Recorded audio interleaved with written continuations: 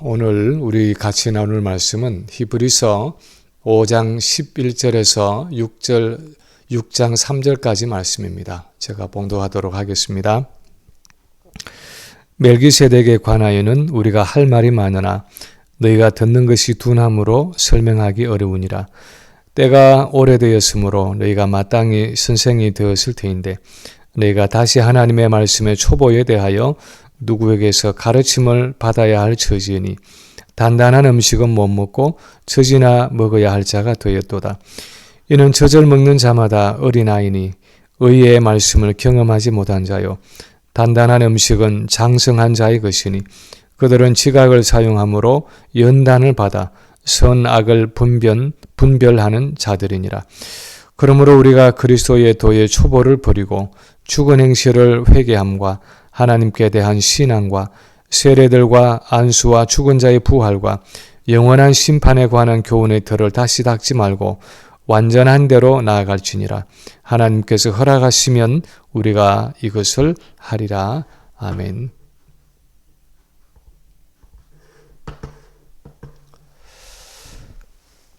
지난 주간에 네브라스카에 방문해서 둘째 아이 가정에 새롭게 태어난 손녀를 처음으로 만나고 이제 3살이 된 손자도 오랜만에 만나서 함께 시간을 보내었습니다. 할아버지 할머니도 그렇고 엄마 아빠는 더더욱이 아이를 볼 때마다 얼마나 많이 자랐느냐 하는 것에 많은 신경을 씁니다.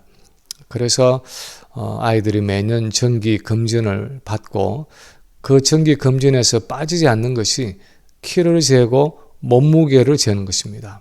그래서 그 키와 몸무게를 작년과 비교해서 얼마나 자랐는지, 그리고 그 나이 또래의 다른 아이들에 비해서 또 어느 정도 가는지를 비교합니다.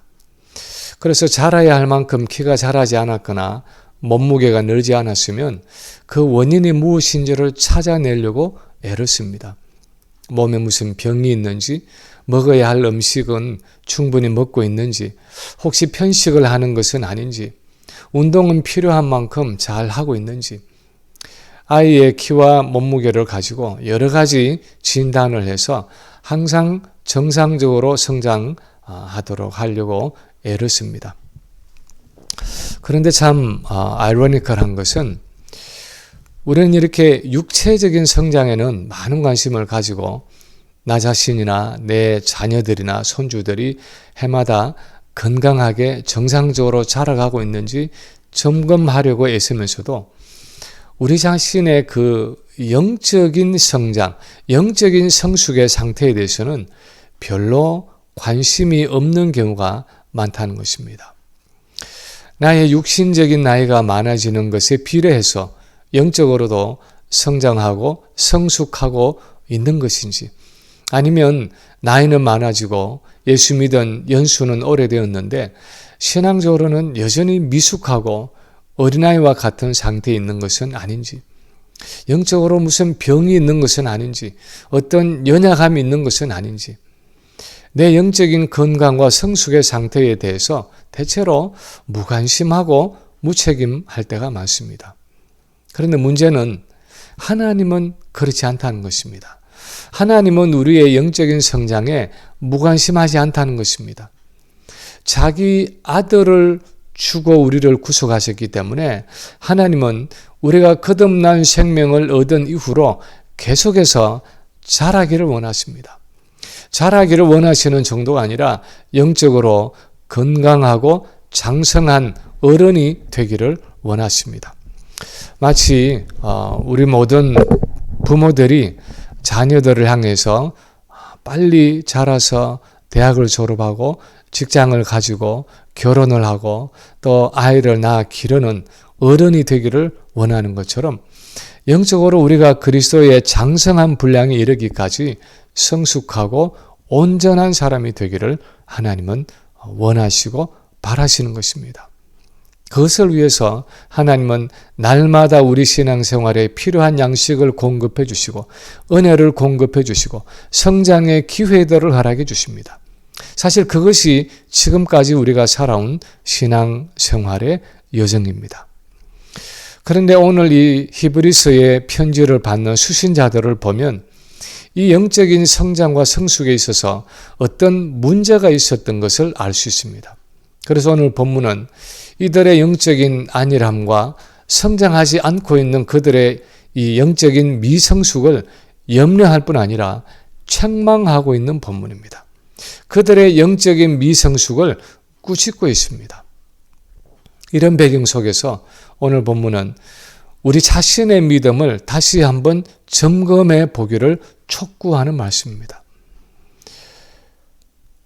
어떤 믿음이 과연 성장하고 있는 믿음인지, 어떤 믿음이 성숙의 단계에 있는 믿음인지 우리에게 구체적으로 말씀하면서 도전하고 있는 본문입니다. 우리가 성숙한 믿음에 이르기 위해서 오늘 본문이 말씀하는 것은 첫 번째는 가르침을 받는 데서 남을 가르칠 수 있는, 남을 가르치는 믿음으로 자라가야 한다 하는 사실입니다. 오늘 본문 12절에 보면 때가 오래되었으므로 너희가 마땅히 선생이 되었을 터인데 너희가 다시 하나님의 말씀의 초보에 대하여 누구에게서 가르침을 받아야 할 처지니 하면서 탄식하고 있습니다. 때가 오래되었으므로 하는 것은 히브리서를 받는 수신자들이 예수를 믿은 지가 오래되었다는 의미입니다. 히브리서의 역사적인 배경을 보면 이 편지를 받는 수신자들은 유대인 그리스도인들로서 아마도 그 할아버지, 아버지 때부터 신앙생활을 해왔던 것 같습니다. 그래서 우리가 말하는 소위 모태신앙을 가진 사람들이 많았던 것으로 보입니다. 이 사람들의 나이가 어느 정도인지는 모르지만 적어도 예수 믿은 지가 오래되고 대부분 어렸을 때부터 신앙생활을 해왔던 것으로 보입니다.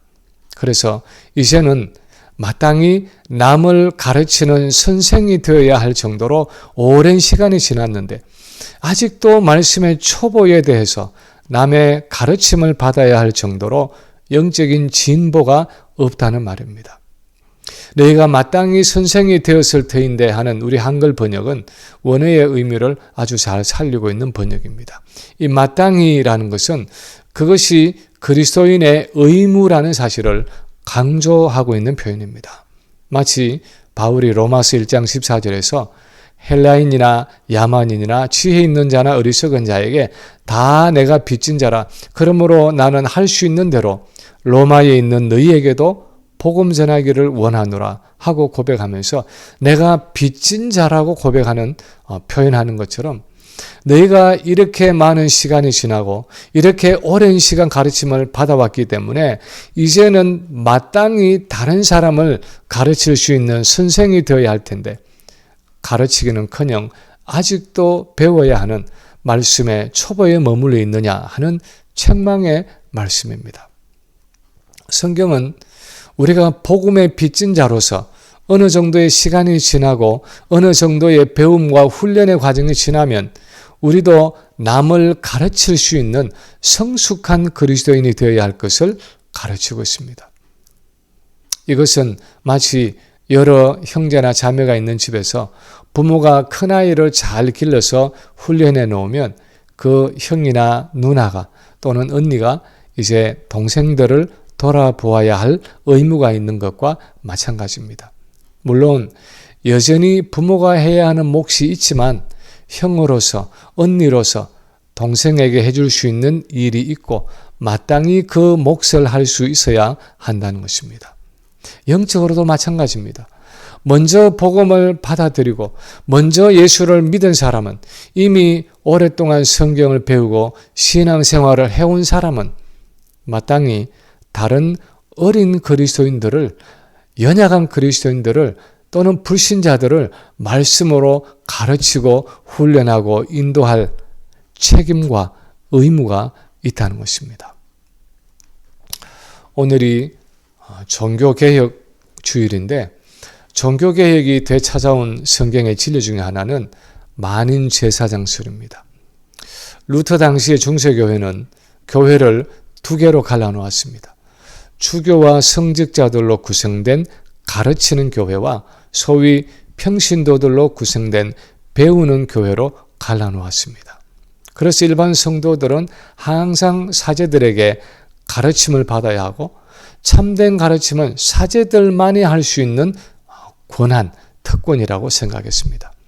그러나 루터나 칼빈과 같은 종교개혁자들이 회복한 진리는 모든 그리스도인들이 왕적인 제사장들로서 이 가르침의 특권과 의무가 있다는 것입니다.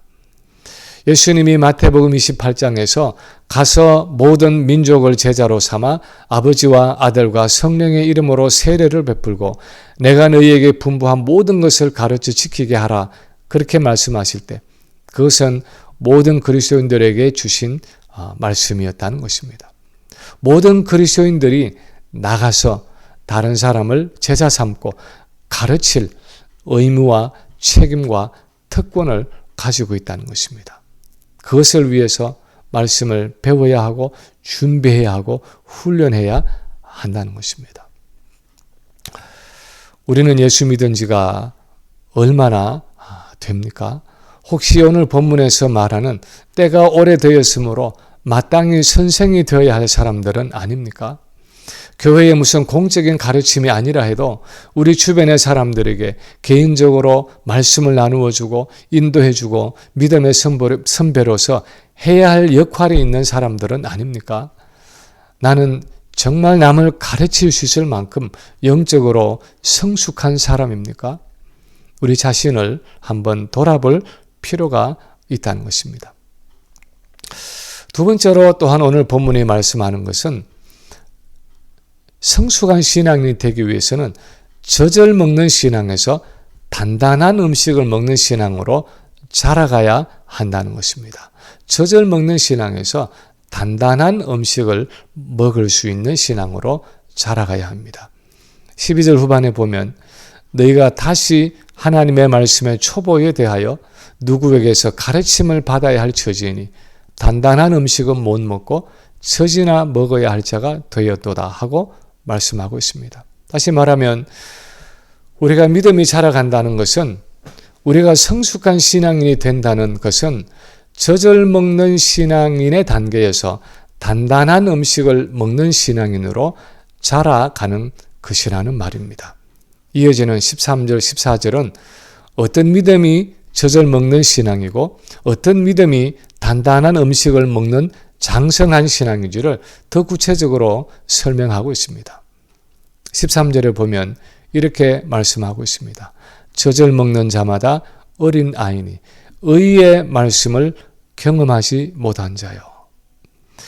말씀을 받는 과정을 젖을 먹는다라고 표현한 것은 내 스스로 음식을 입에 넣고 씹어서 삼키고 소화시켜서 내 것으로 만드는 것이 아니라 다른 사람이 먹고 소화한 것을 내가 간접적으로 받아 먹음으로 생명을 보존하는 어린 아기처럼 이 하나님의 말씀을 다른 사람을 통해서 간접적으로 수동적으로 받아 섭취한다는 의미입니다. 의의 말씀을 경험하지 못했다는 것은 이렇게 간접적으로 수동적으로 하나님의 말씀을 받기 때문에 하나님과의 그 관계, 이 의의 관계, 하나님의 그 1대1의 관계에서 그분이 직접 내게 주시는 말씀으로 이 말씀을 경험한 적이 없다는 것입니다. 우리가 잘 아는 것처럼 이 성경 말씀은 하나님의 말씀입니다. 하나님이 우리에게 직접 말씀하시는 것과 동일한 권위를 가진 말씀입니다. 그런데 아직 젖을 먹는 것 같은 어린 신자는 이 말씀을 읽을 때 하나님과의 1대1의 관계 속에서 말씀을 읽거나 듣지 못하는 것입니다.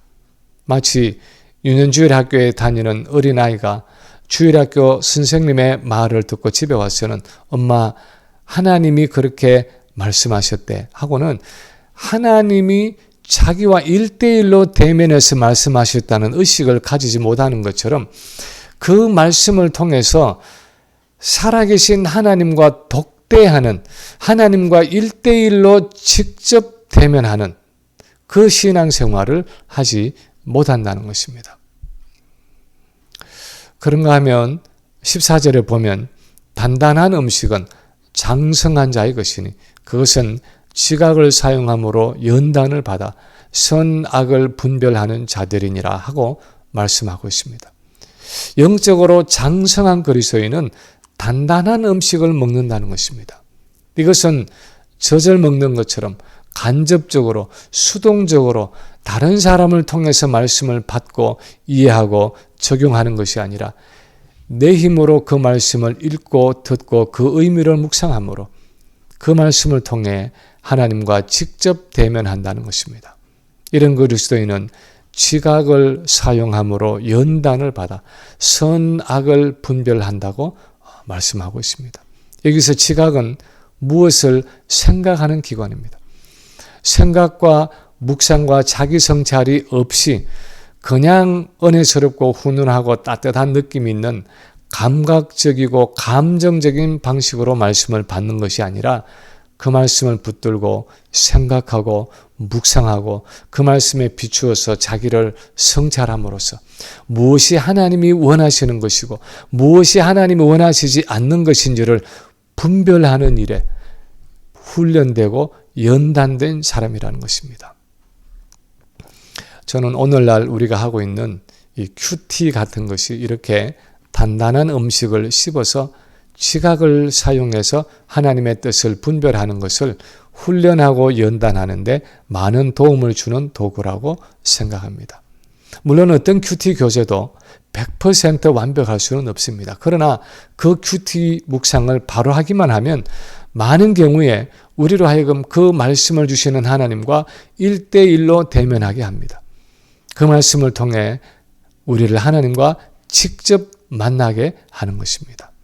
그래서 그 하나님이 주시는 말씀에 나 자신을 세밀하게 비추고 나의 연약함과 죄악과 허물을 들추어내게 하고 그것을 가지고 기도할 때 그 모든 연약함과 죄악을 바로잡고 수술하고 제거하는데 도움을 줍니다. 그리고 큐티와 같은 말씀 묵상은 우리를 젖을 먹는 어린 아이와 같은 믿음에서 단단한 음식을 먹는 성숙한 믿음으로 자라게 하는 것입니다. 우리는 말씀을 어떻게 받고 있습니까? 하나님과 1대1로 독대해서 내 스스로 그 말씀을 읽고 연구하고 생각하고 묵상하면서 그 말씀 가운데서 하나님의 음성을 직접 듣고 있습니까? 그 말씀 속에서 하나님의 뜻을 바로 분별하고 주님과 인격적으로 교제하고 동행하고 있습니까? 오늘 본문은 우리가 이렇게 하나님과 개인적이고 인격적으로 교제하는 자리에까지 자라가야 한다고 말씀하고 있습니다. 세 번째 또한 오늘 본문은 기초를 놓는 신앙에서 집을 건축하는 신앙으로 자라가야 한다고 말씀합니다. 기초를 놓는 신앙에서 이제는 그 기초 위에 집을 건축하는, 집을 완성하는 신앙으로 자라가야 한다고 말씀합니다. 6장 1, 2절에 보면 이렇게 말씀하고 있습니다. 그러므로 우리가 그리스도의 도의 초보를 버리고 죽은 행실을 회개함과 하나님께 대한 신앙과 세례들과 안수와 죽은 자의 부활과 영원한 심판에 관한 교훈의 틀을 닥치 닫지 말고 완전한 대로 나아갈지니라. 여기서 그리스도의 도의 초보라는 표현은 순서에 있어서 먼저 온다는 면에서의 초보입니다. 건축에 있어서의 기초라는 의미입니다. 건물에 있어서 기초라는 것은 더할 나위 없이 중요한 것입니다. 그렇지만 항상 기초만 반복해서 놓고 있을 수는 없는 일입니다. 이미 기초를 놓았으면 이제 그 위에 계속되는 재료들을 붙이고 만들어서 집을 완성해야 하는 것입니다. 그래서 2절 후반에 보면 틀을 다시 닦지 말고 완전한 대로 나아갈지니라 하고 권면하고 있습니다. 완전한 집을 지어야 한다는 것입니다. 그런데 우리 신앙생활도 이렇게 기초공사만 계속해서 반복하는 경우가 있습니다. 예를 들어서 오늘 본문에서 말하는 처음에 예수 믿을 때 한 그 회개와 믿음에 대한 기초를 계속해서 반복하고 있는 신앙생활이 있을 수 있습니다. 소위 예수 믿으면 구원받는다, 영생을 얻는다 하는 그 기본적인 교리만을 붙들고 그 이상을 나아가지 못하는 신앙생활이 있을 수 있다는 것입니다. 우리가 예수를 믿는 데 있어서 마지막 구원을 얻는 것은 중요한 일입니다. 구원을 얻느냐 얻지 못하느냐 하는 것은 우리 신앙생활에 있어서 어쩌면 가장 본질적인 일입니다. 그러나 우리 신앙생활은 그 이상으로 나아가야 한다는 것입니다. 우리는 단순히 마지막 구원을 얻기 위해서 이 땅을 살아가는 사람들이 아니라는 것입니다. 그 마지막 구원을 열매로 얻는 이 과정을 어떻게 살아가야 하느냐 하는 그 그리스도인의 삶의 문제, 그 신앙적인 삶을 가지고 실험해야 하는 사람들이라는 것입니다. 예를 들어서 많은 사람들이 결혼을 하고 살아가지만 사실 결혼의 가장 힘든 부분은 결혼식 자체가 아닙니다. 결혼식을 하고 부부가 되었다고 해서 그것이 결혼 생활의 전부가 아닙니다. 사실 결혼의 본격적인 부분은 결혼식이 아니라 결혼 생활입니다. 부부로서 어떻게 살아가느냐 하는 사랑의 시련과 연단이 바로 그날로부터 시작되어서 결혼식으로부터 시작되어서 결혼 생활의 마지막까지 이어지는 것입니다. 우리가 하는 신앙생활도 마찬가지입니다. 내가 예수를 믿고 하나님을 알고 세례를 받았다고 해서 우리의 구원이 끝난 것이 아닙니다. 내가 부활의 소망이 있고 영생의 확신이 있다고 해서 그것이 우리 신앙생활의 전부가 아닙니다. 그런 것들은 분명히 우리 신앙생활에서 중요한 기초에 해당하는 부분입니다. 그러나 우리 신앙생활은 거기에 그냥 머물러 있는 것이 아니라 그 이상으로 나아가야 한다는 것입니다. 그렇게 예수를 믿고 하나님을 알고 세례를 받은 자로서 부활의 소망을 가지고 있고 영생의 확신을 가진 자로서 어떻게 이 땅을 살아갈 것이냐 하는 그 일이 바로 우리 신앙 생활의 진짜 과제라는 것입니다. 그런 기초적인 교리들 위에 어떻게 기둥을 올리고 벽을 붙이고 거기에 지붕을 덮어서 사람이 살 수 있는 온전한 집으로 만들어 가느냐 하는 것이 바로 우리 앞에 놓여진 신앙의 과제라는 것입니다. 때로는 우리의 신앙생활이 아직도 나 하나 구원 문제에 매달려서 턱걸이하면서 전전긍긍할 때가 있습니다. 날이면 날마다 내가 지은 죄를 회개하고 나와 하나님과의 관계를 바로 세우는 일에 엎치락 뒤치락 하는 신앙생활이 있습니다. 교회를 위해서 기도하고 이웃을 위해서 기도하고 나라와 열방을 위해서 기도하기에는 전혀 여력이 없는 내 구원 문제에 대한 확신이 없어서 늘 그것으로 업앤다운하는 신앙생활이 있을 수 있습니다. 그래서 다람쥐 쳇바퀴 돌듯이 이전에 했던 회개를 또 하고 했던 회개를 또 하면서 그 신앙의 기초를 놓았다가 흐렸다가를 반복하면서 거기에 모든 힘을 소진하는 듯한 신앙생활이 있습니다. 그런데 이제는 그런 것들을 뒤로 하고 앞으로 나아가야 한다는 것입니다. 6장 1절에 그러므로 우리가 그리스도의 도의 초보를 버리고 하는 의미는 그 기초 작업을 이제 뒤로 하고 하는 의미입니다. 그래서 2절 마지막에는 틀을 다시 닦지 말고 완전한 대로 나아갈지니라 하고 말씀하는데 그 의미는 이제 그 기초 놓는 공사를 뒤로 하고 그 집을 완성하는 일을 위해서 앞으로 나아가자는 것입니다. 이제는 내가 구원을 얻을 수 있을까 없을까 하는 그런 언저리에서 들락날락하는 신앙생활이 아니라 구원받은 그리스도인으로서 내가 과연 어떻게 살아가야 할 것인가? 내가 얻은 이 구원에 어떻게 합당한 삶을 살아갈까? 어떻게 하나님의 나라를 세워갈까 하는 나의 총체적인 신앙을 완성하는 일에 좀 더 적극적으로 나아가야 한다는 것입니다. 몇 년 전에 우리 교회가 가서 섬기는 교회가 되자 하는 표를 가진 적이 있었습니다.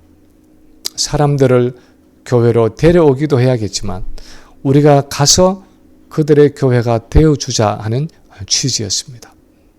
교회를 나오지 않고 있는 그들에게 가서 그것이 한 사람이든 두 사람이든 가서 영적인 친구가 되어주고, 가서 말씀을 함께 나누어주고, 위에서 기도해주고, 영적인 교제를 나누고, 또 때로는 예배도 함께 드려주는, 그들을 위한 교회가 되어주자는 비전을 함께 나눈 적이 있습니다.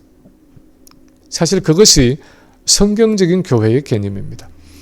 오도록 그냥 기다리고 앉아있는 교회가 아니라 가는 교회가 되는 것이 신약 교회의 특징이고 주님이 우리에게 명령하신 교회의 모습입니다.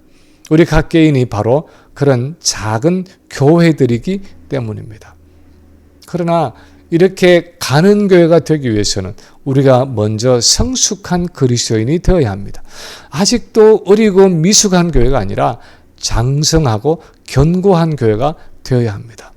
그래서 그것이 누구이든 간에 어떤 형편이 있든지 간에 오늘 본문은 우리 모두에게 그런 도전을 주는 말씀입니다. 항상 남의 가르침을 받아야 하는 신앙에서 이제는 남을 가르칠 수 있는 신앙으로 자라가야 한다고 말씀합니다. 그냥 젖이나 먹는 감각적이고 감정적인 신앙에서 단단한 음식을 먹고 지각을 사용해서 스스로 하나님의 뜻을 분별하는 성숙한 믿음의 단계로 올라가야 한다고 말씀합니다. 계속해서 구원의 기초공사만 반복하는 신앙생활이 아니라 이제는 집을 완성하는 삶의 세밀한 부분에 이르기까지 말씀 안에서 자라가야 한다고 가르칩니다. 그리고 마지막 절에 보면 하나님께서 허락하시면 우리가 이것을 하리라 하고 말씀하고 있습니다. 우리가 하나님의 은혜와 능력을 간구하면 하나님께서 이것을 우리에게 허락하시고 그것을 이루신다는 것입니다. 이런 은혜를 간구하고 이 말씀을 실천함으로써 더욱 성숙한 그리스도인으로 자라가는 우리 모든 성도들이 되시기를 주님의 이름으로 간절히 축원합니다.